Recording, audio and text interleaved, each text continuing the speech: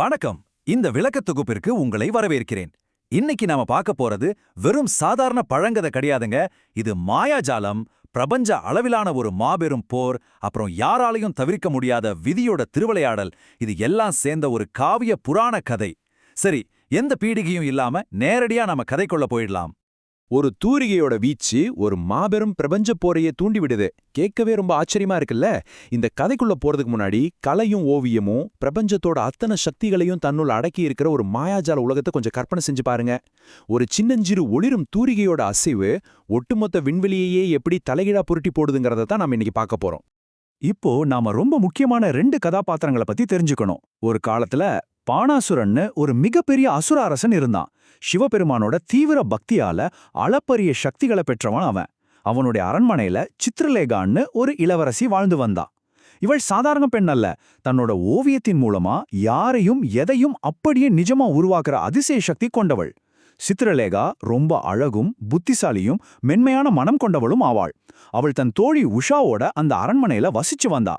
ஒரு பக்கம் அசுரபலம், இன்னொரு பக்கம் கலையோட மென்மை. இது ரெண்டும் ஒரே அரண்மனையில் இருந்தா என்ன ஆகும்?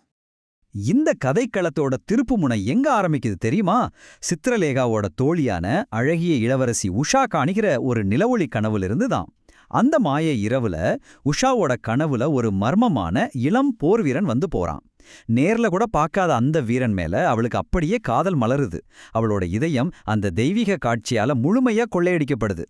தன் அன்பு தோழி உஷா இப்படி காதல்ல தவிப்பதை பார்த்த சித்ரலேகா சும்மா இருப்பாளா? தன்னோட அபாரமான கலைத்திறனையும் அந்த ஒளிரும் மாய தூரிகையும் வச்சு பிரபஞ்சத்தையே ஒரு மாய வரைபடமா வரையறா. அதாவது ஸ்பேஸ்ல ஒரு மேப்பை உருவாக்குறான்னு வச்சுக்கலாமே. அந்த வரைபடத்தின் மூலமா கனவுல வந்த அந்த வீரன் யாருன்னு கண்டுபிடிக்கிறா. அந்த வீரன் வேற யாரும் இல்ல, சாட்சாத் கிருஷ்ண பரமாத்மாவோட பேரனும் துவாரகையோட இளவரசனுமான அனிருத்தன் தான். இதுக்கு பிறகு நடக்கிறது தான் ரொம்ப இன்ட்ரெஸ்டிங்கான விஷயம். ஒரு ஓவியம் எப்படி ஒரு விண்வெளி பயணமா மாறுதுன்னு பாருங்க. சித்ரலேகா அந்த மாயத்தூரிகையை பயன்படுத்தி ஒரு பிரம்மாண்டமான விண்வெளி போர்ட்டலை, அதாவது பரிமாணங்களுக்கு இடையிலான ஒரு நுழைவாயில உருவாக்குறா. துவாரகையில நிம்மதியா தூங்கிட்டு இருக்கிற இளவரசன் அனிருத்தனை விண்மீன் திரள்கள் வாம்ஹோல் வழியா அப்படியே இழுத்து நேரடியா பாணாசுரனோட அரண்மனைக்கே கடத்திட்டு வந்துடுறா. திடீர்னு கண் விழிச்சு பார்க்குற அனிருத்தனுக்கு ஒரே குழப்பம். நாம எங்க இருக்கோம், எப்படி இங்க வந்தோம்னா அவனுக்கு ஒண்ணுமே புரியல. அவனை சுத்தி ஒரு பெரிய தங்கச்சிறை மாதிரியான ரூம், அமைதியா நிக்கிற காவலர்கள். அந்த இடத்துல ஒரு விதமான தெய்வீக பதட்டம் இருக்கிறத அவனால உணர முடியுது. ஆனா அந்த பதற்றம் ரொம்ப நேரம் நீடிக்கல. அந்த தங்க அரண்மனை தோட்டத்துல உஷாவையோ அனிருத்தனையோ விதி நேருக்கு நேர் சந்திக்க வைக்குது. மேலேருந்து விழுகிற மலர் இதழ்கள், மென்மையான சூரிய ஒளி. அந்த சந்திப்பு ரொம்பவே இமோஷனலா அழகா நடக்குது. ஒருத்தர் பார்த்த அந்த நிமிஷமே யாராலையும் பிரிக்க முடியாத ஒரு தெய்வீக காதல் அவங்கள அப்படியே சுத்தி வளைச்சிக்குது. ஆனா காதல்னா சும்மாவா? அத பல நாள் மறைச்சு வைக்க முடியுமா என்ன? சித்ரலேகா இவங்கள ரகசியமா பார்த்து ஒரு பக்கம் சந்தோஷப்பட்டாலும் அவளுக்குள்ள ஒரு பயமும் இருக்கு. அது சீக்கிரமே நிஜமாயிடுச்சு. அரசன் பாணாசுரனுக்கு இந்த உண்மை தெரிஞ்சு அவனுக்கு வந்த கோபத்துக்கு அளவே இல்லங்க. கடுமையான சீற்றத்தோட அனிருத்தனா தன் சிறையில அடைக்கிறான். அரண்மனை முழுக்க இருண்ட புயலும் நெருப்புமா ஒரு பயங்கரமான சூழ்நிலை உருவாயிடுச்சு. அனிருத்தன் சிறைப்பிடிக்கப்பட்ட செய்தி சும்மா காட்டுத்தீ மாதிரி துவாரகைக்கு போய் சேருது. தன் பேரன் சிறையில இருக்கான்னா பகவான் கிருஷ்ணர் சும்மா இருப்பாரா? கிருஷ்ணர், பலராமர், அப்புறம் ஒரு பிரம்மாண்டமான யாதவ படை எல்லாரும் ஒன்னு சேர்ந்து தங்கள் இளவரசனை மீட்கிறதுக்காக பாணாசுரனோட அரண்மனையை நோக்கி ஆவேசமா படையெடுத்து வராங்க. இப்ப வரப்போற இந்த காட்சியை கொஞ்சம் கற்பனை செஞ்சு பாருங்க. சிலர்த்து போயிடும். பகவான் கிருஷ்ணர் தன்னோட தெய்வீக நீல நிற ஒளியோட கையில சுழகுற சுதர்சன சக்கரத்தோட போர்க்களத்துல இறங்குறார். வானியல் ஆற்றல் அலைகள், பறக்கிற ஆயுதங்கள், அம்புகள்னு யாதவர்களுக்கும் பாணாசுரனோட மாபெரும் அசுரப்படைக்கும் இடையில ஒரு மிகப்பெரிய பிரபஞ்ச போர் வெடிக்குது. இது நிஜமாவே ஒரு காவிய திருவிழாதான். இந்த பேரழிவோட உச்சகட்டத்துல யாருமே எதிர்பார்க்காத ஒரு மாபெரும் திருப்பம் நிகழுது. சாட்சாத் சிவபெருமான் ரொம்ப அமைதியான தெய்வீக ரூபத்துல போர்க்களத்துல தோன்றி தன்னோட ஒளிரும் திருச்சுளத்தால இந்த போரை அப்படியே தடுத்து நிறுத்துறாரு. அது வரைக்கும் ஆக்ரோஷமா இருந்த படைகள் எல்லாம் ஒரே நிமிஷத்துல சில மாதிரி உறைஞ்சு போகுது. போர்க்களம் முழுக்க ஒரு ஆழமான பிரபஞ்ச அமைதி பரவுது.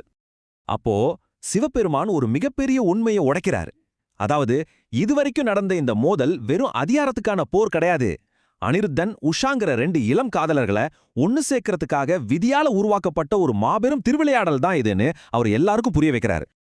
சிவனோட அந்த தெய்வீக ஒளிய பார்த்ததும் பானாசுரனுக்கு தன் தப்பு முழுசா புரிஞ்சிடுச்சு, தன் அகந்தையெல்லாம் விட்டுட்டு கிருஷ்ணரோட கால்ல விழுந்து சரணடைறான்.